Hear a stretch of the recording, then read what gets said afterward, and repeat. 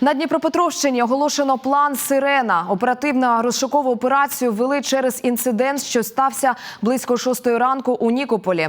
Там невідомий привіз до стін першої лікарні тіла 2 загиблих чоловіків. Попередньо вони померли від вогнепальних поранень. Правоохоронці вже встановили особи потерпілих. По області ввели план «Перехват», аби зупинити ймовірних злочинців.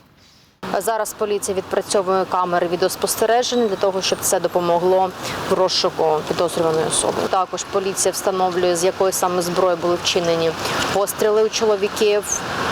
Зараз ця зброя ще не встановлена.